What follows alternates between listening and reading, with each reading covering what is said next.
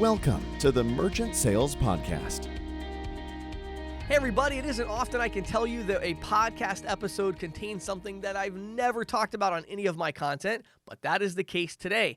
Today we're going to be talking about how to sell these enterprise level accounts. I mean, we're talking about like huge accounts, $1 million a month in volume and more. And I'm going to be talking with Greg, who is an expert, has years of experience, about a decade of experience selling these accounts. And really we dive into all the nitty-gritty details of how he finds them, how he sells them, how he goes through the technology integration stuff. So we're going to talk about all of that today. And then in questions from the field, I'm going to answer a question I got on LinkedIn from a sales representative about, the question was really about how to compete with Square, Stripe, and PayPal in terms of their pricing. But we really talk more about this, the importance of listening with understanding, and really one of the keys to making sales. It goes really well, I think, with the interview I did with Greg. And so I think you're going to really enjoy this episode and get a lot of practical tips out of it. So let's dive into this week's Merchant Sales Podcast. Hey everybody, I am here today with Greg Forte. Greg is the Senior Vice President over at Boom Commerce. How are you doing today, Greg? James, I'm doing very well. How are you? I am doing fantastic. I am so excited about our topic today. So Greg and I are going to talk about how to sell enterprise level merchant accounts. So the real monsters. Greg has a ton of experience, and this is something that we've never talked about that much in the podcast because, frankly, it's not really my area of expertise. I dabbled in it a little bit with my own ISO, but just haven't done a lot of content on it, and so I'm really excited to have this conversation. But before we get into that, Greg, I know you have a long track record of success in this industry. Can you tell us a little bit more about your background and also fill us in a little bit more on exactly what you do at Boom Commerce? Yeah, absolutely. First and foremost, James, thank you for the opportunity. I look forward to the conversation here today. Sure. So I've been in the payment space for a little over 12 years now, and had gotten my start at CAM Commerce Solutions, which later became Accelerated Payment Technologies. I spent 4 years there in various roles, and that was kind of the heyday in terms of integrated payments. We were pitching against standalone credit card terminals connected to a phone line. So it was a very quick sale in terms of going through the process, and really where I got my introduction in terms of payments. Quickly moved my way up through that organization. And after about 4 years there, an opportunity presented itself at the Shift4 Corporation located here in Las Vegas. So I was brought on to run hospitality and lodging with Shift4. So I had a hybrid role that included working with some of the larger ISVs and software partnerships, as well as the major and named accounts. And so that was when the data breaches were starting to happen. So your Target, your Sally Beauty Supply, your Neiman Marcus. Right. And Shift4 was really on the forefront in terms of technology, in terms of data security. So your point-to-point encryption, your tokenization, and that allowed us to adopt those technologies for the various software partners. And it ultimately allowed me to contract two of the largest casino organizations here in Las Vegas. I'm very proud of those opportunities because they're here right in my backyard. Sure. But that really allowed me to understand the complexity in terms of large opportunities and what goes into contracting those types of accounts. Right. A lot of moving parts, and I'm sure we'll touch on that. Sure. So after a few years with Shift4, I went to Element Payment Services. They had actually been acquired by Vantiv, and I was a channel development manager there, and I managed the one of the largest distribution management software. So they had about 7,000 merchants on board. Wow. We were going through the EMV initiative and liability shift at that same time. So there was a lot of things happening with that organization, but it was a great experience to go through in terms of working with various accounts, those large software vendors. Sure. And most recently, I spent some time at First Data. They, of course, had the merger with Fiserv. I was brought on to do commercial middle market sales. I had a very successful year and a half there, and I was promoted to national sales for sports entertainment and ticketing. And the role that I had in terms of enterprise was a hybrid role. So I was brought in as an account executive. So my job was to hunt for new enterprise sales, but also support existing enterprise accounts in sports and entertainment. And one of my customers with Fiserv was one of the largest ticketing platforms in the world. So I spent about 2 years at First Data, and the opportunity came up with Boom Commerce. And I've known the folks who are now on the executive and senior leadership team for many, many years, who are now senior leadership at Boom Commerce. And the opportunity presented itself for them to bring me on in a senior vice president of channel and business development role. Sure. So my core responsibility is to find those large enterprise opportunities to allow us to grow organically. I'm also responsible for bringing on new agents as well as growing out the product and feature set. Awesome. And I love it. Your experience level is so interesting to me because you do have this kind of managerial and structural side to it, but then also the actual hunting and, and prospecting the large accounts and getting these enterprise accounts on board, which obviously is a much more complex sales cycle. So let's start off by defining what we're talking about here. So when we say an enterprise account, I mean, when you're defining your target market as enterprise, what does that mean? Give us some idea of like volume or what are the criteria that we're talking about here for what you would consider an enterprise account? Yeah, great question. And I think a lot of organizations define it differently. So I'll let you know how we define it here at Boom Commerce.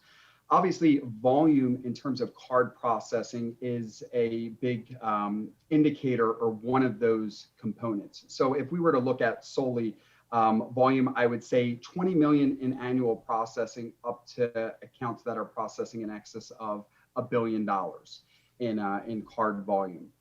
We also look at the opportunities based on a couple of other factors. One is it may be revenue, maybe smaller volume, a little bit more revenue. Sure. We also look at the complexity of the opportunity, maybe a smaller account in terms of processing volume, but it may be omni-channel or multiple ways of credit card data coming into that environment. They may have e-commerce, card not present, card present, wallets, push payments. So there's a lot of moving parts in terms of those types of organizations. So I'd say it's several different factors in terms of what we consider an enterprise account. And then of course, maybe an account that has brand recognition that's out there in the marketplace. If it makes business sense for us to board that account, we could always utilize them from a reference or testimonial standpoint. Sure. And in the sales process and my pitch, I make sure that's a part of it. And I would say that 80 to 90% of the customers that I've boarded, we can actually go back to as a reference site, which is critical for getting new customers. Oh my, yeah. So important. Yeah. Getting your first enterprise account is always the toughest one, nearly impossible actually. It's once, you almost have to have some other way of, backing up, which we'll talk about. So a lot of our listeners, would consider an account that does 100,000 a month in volume. You're talking about accounts that do $1 million a month, way more than that. So, they're used to doing 100,000 a month volume, 50,000, 20,000 a month volume. Can you explain, at a high level, what is this difference in sales process and sales, just kind of the overall steps you're going through here, because you've got these small accounts and it's like, okay, well now I want to go after these monsters. What is the main differences in your mind? Yeah, a couple things. One is definitely timing. The sales cycle is a lot longer. I've worked on accounts where it's been 6 to 8 months. You may have project planning in there.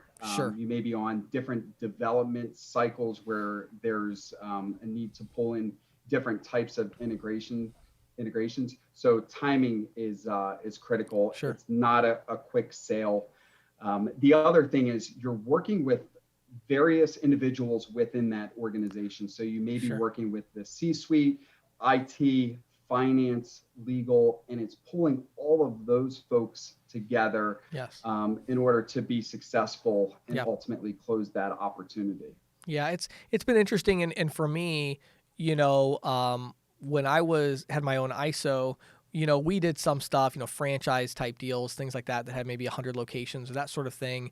But it wasn't until I actually got rid of that side of the business and now more with our software and training where I'm working with really large ISOs, which are kind of my enterprise accounts now.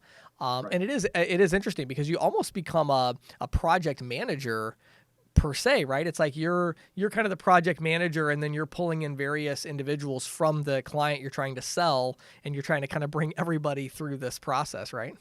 Yes, 100%.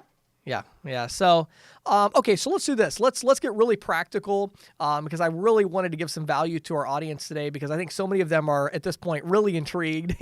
Oh, that's amazing. 20 million a year account. That sounds like a good account. But let's get really practical. So let's talk about prospecting as it exists. I'm sure there's many facets of this, but when you're looking for new enterprise accounts, how do you find them?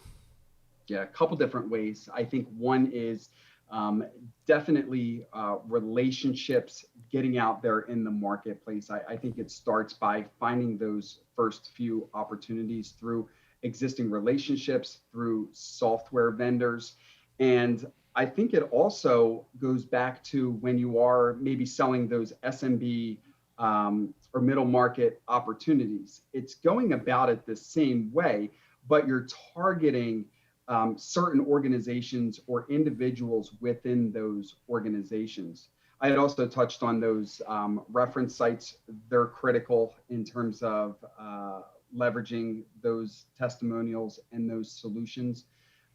The other thing is the industry understanding that you're the go-to, or individuals understanding that you're the go-to, and you were able to put together a solution for, XYZ merchant. Right. And it really catches on. And numerous times I've had phone calls where they said, Greg, we do $100 million in processing. We know that you worked with, XYZ company, would love to have you, talk about your product and where it can bring value to our organization. Right. And it tends to snowball in terms of getting the messaging out there that you're not only able to provide value and a solution to that enterprise organization, but you're able to support them long term. So I would say prospecting, similar in terms of kind of the SMB. It's just the type of customers that we go after, but Right. also relationships, Yeah. and building those relationships and partnerships. Yeah, one thing I find, I don't know your feeling on this, but having sold both, I think it is interesting that ultimately you're selling a person.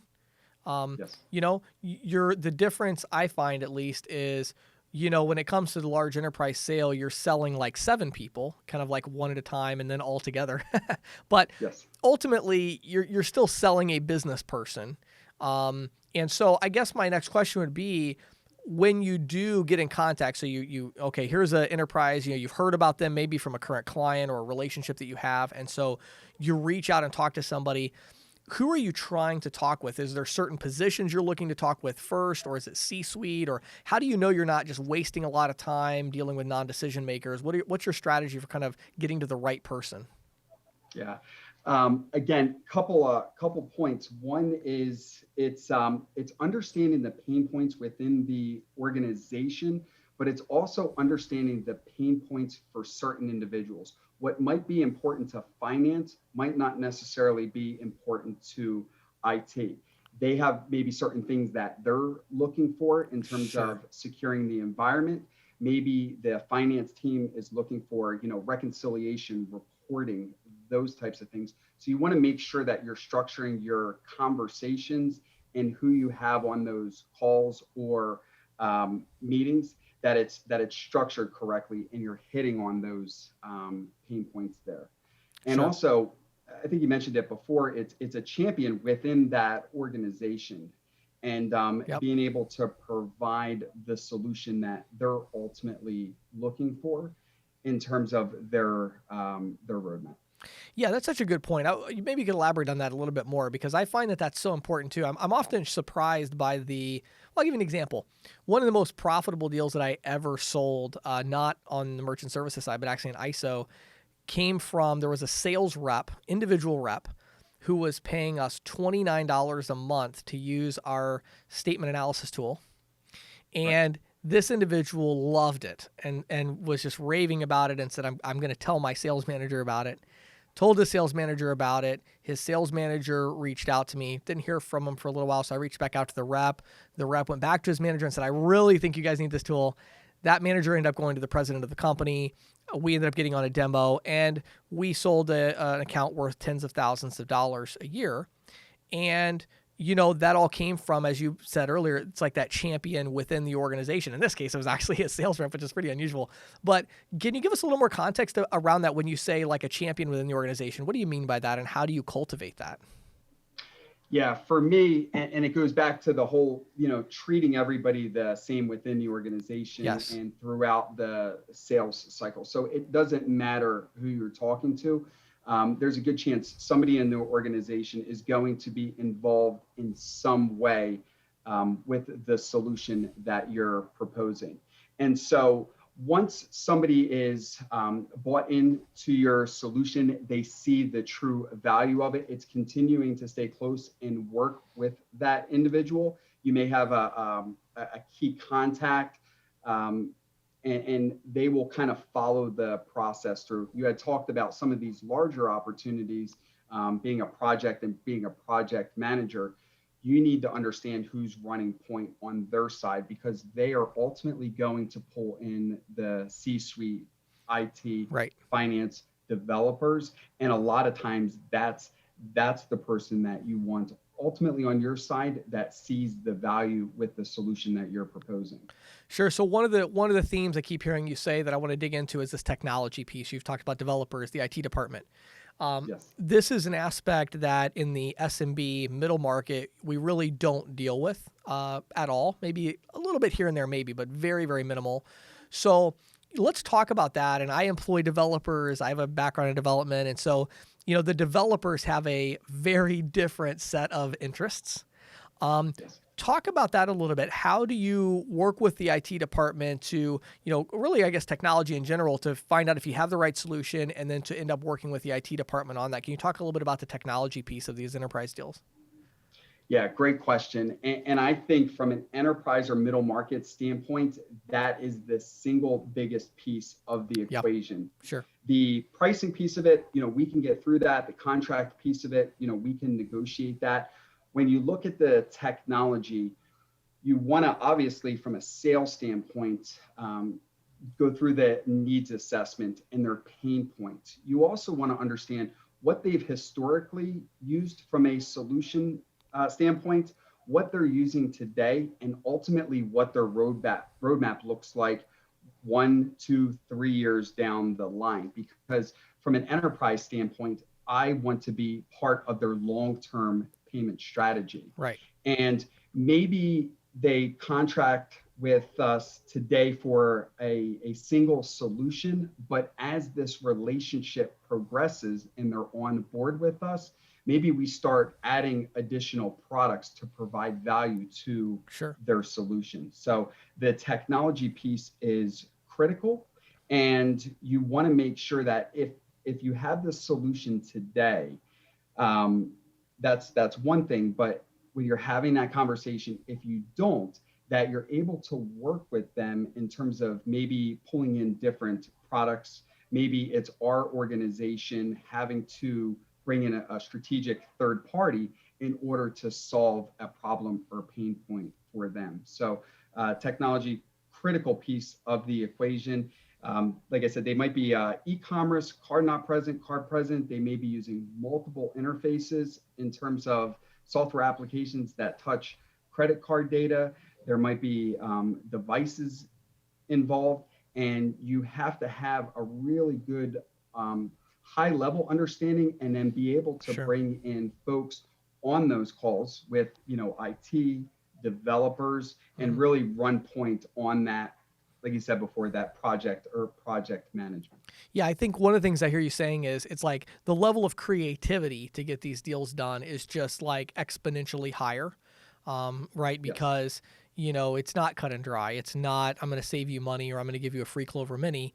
It is, well, tell me more, give me more. And like one of my favorite sayings is, can you give me a little more context? I say that Yes. I just said that like 10 times already today on different calls. It's like I need more context because what they Yes. say, of course, is, well, can you do this? Yes. Maybe, give me more context. Why exactly do you want it to do that? What's your end goal, right? And so, and then of course the developer side, I think it's interesting, it's so interesting, like trying to deal with their expectations of time. People don't understand, in a company, developers are very expensive. They're $120,000 a year on average for a decent developer. So, it's $10,000 a month. And so for you to have a project that's going to take their team 3 weeks for 3 developers, that's a huge investment, right? Yeah, and you definitely want to have those conversations up front. You want to be able to set and manage expectations. Again, going back to the project plan. And it's also about setting timetables and goals that you're ultimately going to meet. Because some of these, the sale is just kind of step one. It's going through the whole process in terms of pulling different things together, ultimately towards implementation and processing credit cards. So just getting through the pricing, the contract, the front end technology piece. That's great. Where the real work starts is after the sale and going through that through that process. And wouldn't you say that at least what in my experience, one of the mistakes that's easy to make is going after the sale very aggressively and like, I'm going to get this. Yes, I'm going to get them to sign the contract. But then after it's signed, you've put yourself in a untenable position where you've made promises you can't keep. You have timetables that are going to stress you out. That can be, in my experience, it's like if you sell a small business and you don't come through, well, you just call it quits. Everybody goes home. You get halfway through a technology integration and realize that you didn't fully research and you can't do something you promised that you could do. You now have a pretty big problem, right? Yes. So one is transparency in terms of, what you're able to offer today, and then what you can ultimately provide, 6 months down the road, a year down the road, and just making sure that there's clear communication and synergy between, both of those organizations. I think that's critical during that sales process. Yeah, love it. Okay, so I've got 2 more questions for you. So number one, I want to talk about the close a little bit. So once you feel like, okay, I've done all of this kind of post-sale, it's almost like you're doing post-sale work ahead of the sale in a way, right? Like I've got that mapped out. I know what I want to do after the sale is done. I have a good value proposition. I feel like I have consensus with these people I'm working with. Everybody seems to be on board. What do you do? Any tips on how do we find out, okay, who's making this final decision, who's involved in that, and let's get them to actually commit and take action? Is there anything specific you do there? Yeah, I think one, going back to the putting timetables around the opportunity as a whole and making sure that those timetables are set and things don't slip. We talk about, things slipping in terms of contract. So that's critical. And, a lot of times there may be, especially with enterprise accounts, maybe certain reasons why they're coming off of other providers or other platforms. So you could really leverage that in terms of the sale. And that may be a pain point for them. So continuing to keep those conversations progressing in terms of maybe the reason that they're coming off or the reason that they're changing to a new platform there. And I think the other thing is on these large opportunities, there's a lot of folks that are investing a lot of time. You're not going to have that single call close. So when they start pulling in different individuals and everybody's hopping on numerous calls, we're there to handhold them through the process. And I think that's critical because there are a lot of moving parts. So I think going back to that whole transparency, constant communication, letting them know that we're going to be there for them, before the sale, during the implementation, and then the customer service piece of it, which I feel is, like I said, the sale step one, the customer service, the post sale, and being able to provide support for these enterprise customers separates you from them being on board with you for 6 months, a year, as Sure. opposed to having that long-term, Sure. 5-7 year relationship. Love it. Wow, such good information. So we have a few minutes left, and I really want to use this time because, Greg, I feel like our listeners have probably listened to this with a lot of interest, and they think this sounds awesome. But I think a lot of them might also think, I can't do this on my own. As I mentioned earlier, it is unbelievably difficult to get that first account because you kind of almost have to have some kind of connection with a larger entity that has experience that can say, hey, we have done enterprise accounts like this one. It is very challenging. Sure. The first one I did, I actually ended up working with a different processor that had actually experience working with, it was a multiple location shop that did it was like a smoke shop, and they had like 25 locations. And that was my first like big account like that. And I ended up being able to get some references from another company. So walk us through a little bit about Boom Commerce. What is the opportunity that you see for agents? And then close us out with giving us some contact information. What, if an agent was interested in what you're talking about and wanted to reach out to you to discuss further, give us some contact information at the end of what they would do to reach out. Yeah, so I think one of the most important things is Boom Commerce, us as an organization, we're large enough to handle those enterprise customers, but small enough to where we can have that white glove approach to some of the larger opportunities. I think one of the critical pieces for me, along with our agents, is we work on multiple platforms. So First Data, TSYS, along with WorldPay, and then we work with quite a few sponsor banks on the back end. If somebody is looking at getting placed, there's a good chance that we can place those customers, both large enterprise tier 1 accounts, as well as some of those tier 2 opportunities. So we're always looking for new agents to come on board with us.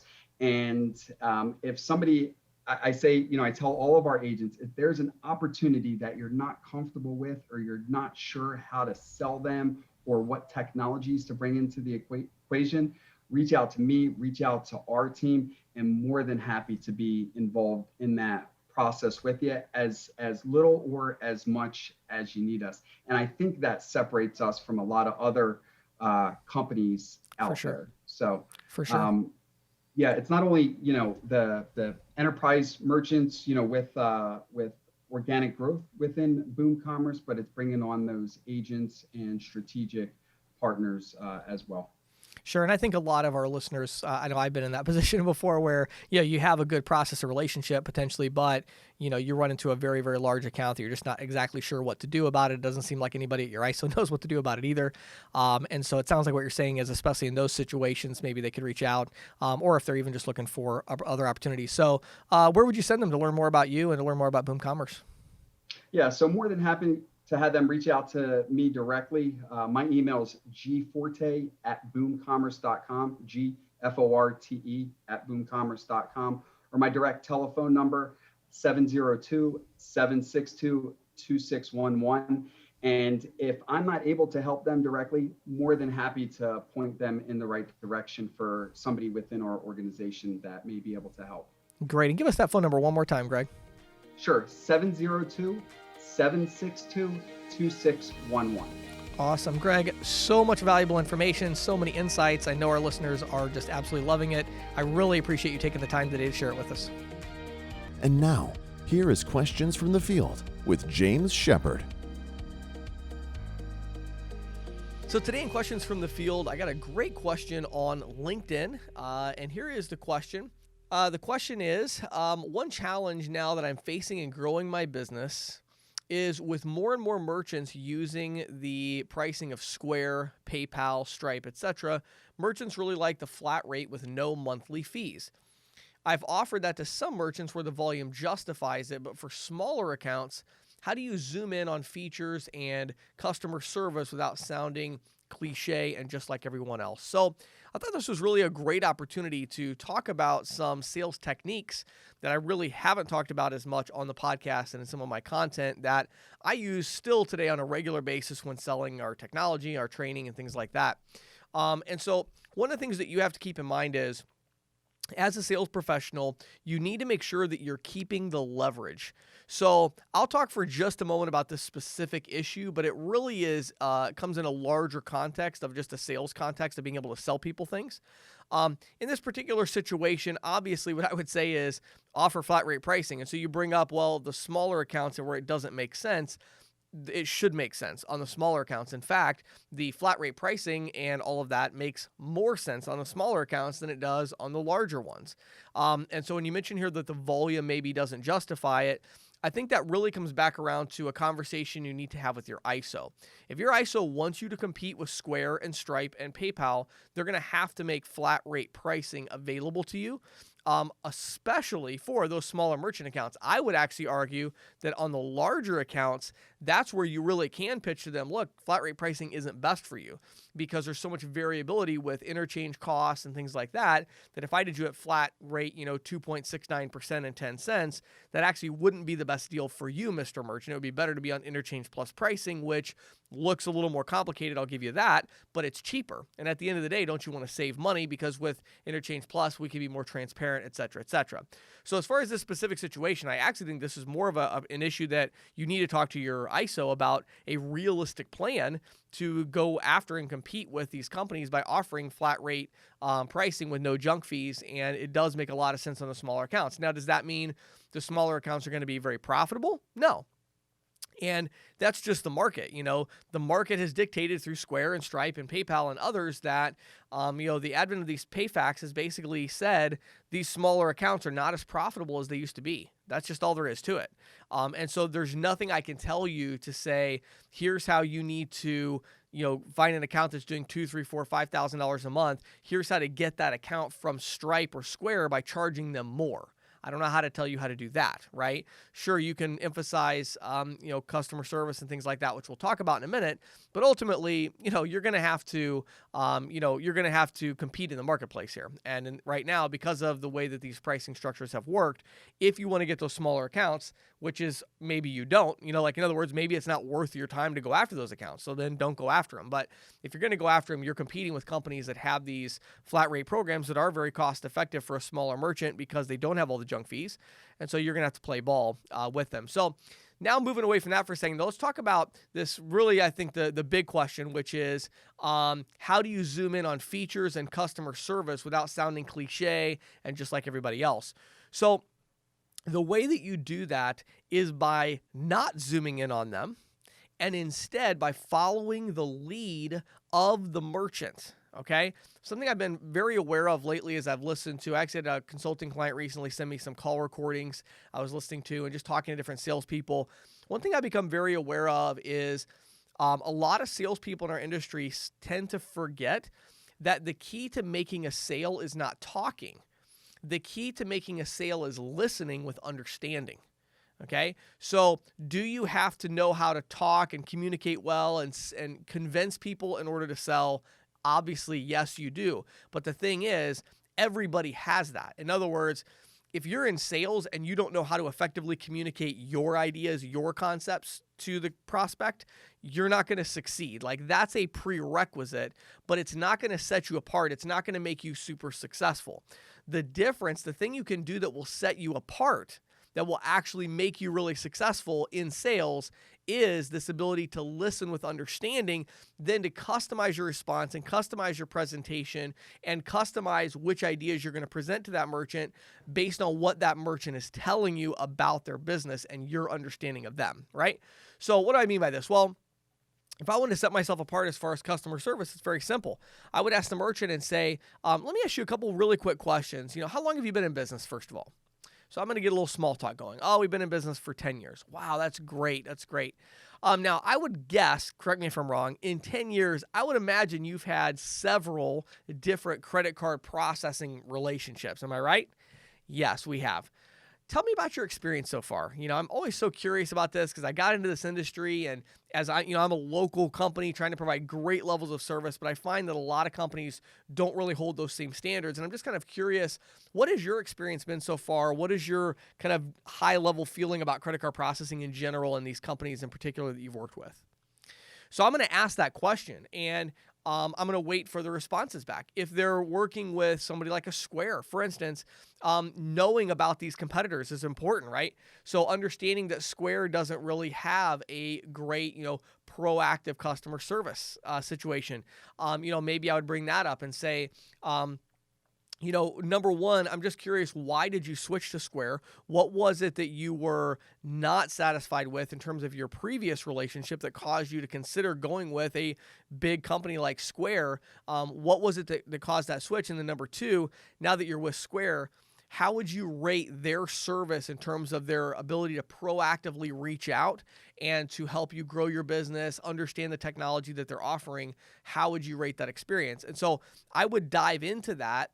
And then it's like, what am I going to say? Well, it just depends on what they say, right? If they say, I love Square, I think they're amazing, their customer service has been fantastic. And I'm like, okay, great. That's awesome. So glad to hear that. Let's talk about their technology for a second.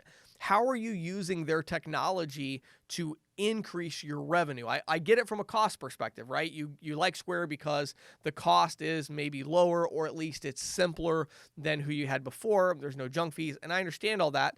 But let's talk about actually growing your business, because as you know, payments have really become integrated into the core structure of your business in terms of your point of sale system, inventory management, marketing, collecting that data at the point of sale. So how have you been working with Square to actually see an increase in revenue? Is that something that you've seen? Now they might say, well, we have this point of sale system, but we really don't know how to use it, and we haven't been doing any marketing, and now I'm going to transition to talk about that. So the key is, you don't want to go into a conversation with these preconceived ideas about, here's what I am going to tell them is important to them. First, we want to go, what is important to them through a conversation. Then we want to circle back, and then we want to talk to them about what we know they believe is important. And ultimately, that is sales. That's what actually sets you apart in sales, is your ability to listen with understanding and then have that creativity to come back and explain to them how what you have to offer meets their specific needs better than who they have now. And really, ultimately, to some extent, that's how every sale is made. Thank you for listening to the Merchant Sales Podcast. Whether you are an industry veteran, processing executive, or just trying to learn about the payment space, we appreciate your time. The Merchant Sales Podcast is a joint production of Greensheet.com and ccsalespro.com, and we hope you will tune in next week for more information and tips on building your merchant services business.